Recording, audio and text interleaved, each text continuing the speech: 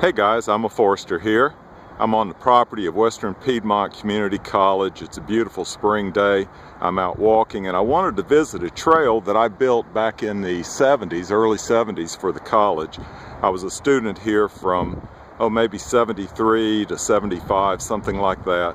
And they hired me to build a trail starting right here in these woods. It headed up right here. It crossed the dam of this pond. And you can see we're within sight and hearing distance of the interstate. But it crossed over the dam right here,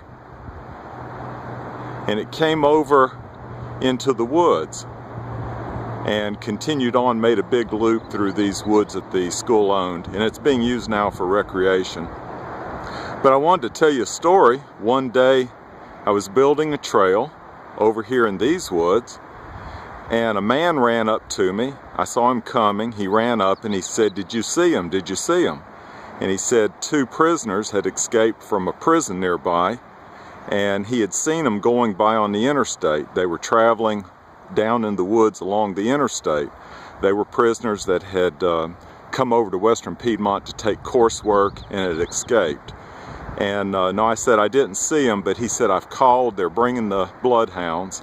And he said, "But there's 2 of them and only 1 of me." He said, "Would you go with me?" So I didn't think about it. I was young and foolish, I guess, and we ran down this trail right here. And I'll swing around and hopefully this will show shooting into the sun.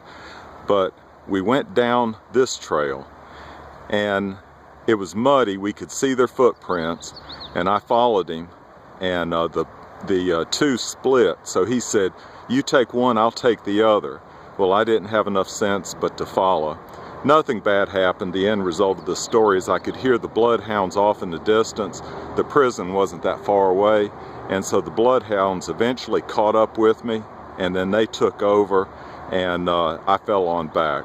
So they did catch the 2 guys, took them back to prison. I guess they got their leave to go to the community college band. But let's travel up this trail, at least just a short ways. This was ages ago, and I just wanted to see if any remnants of what I did, the work that I did, is still in place. And it is.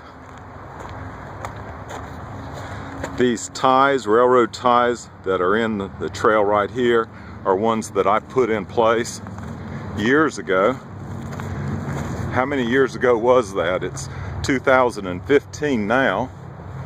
Let's continue on up here, and I'll stop and talk.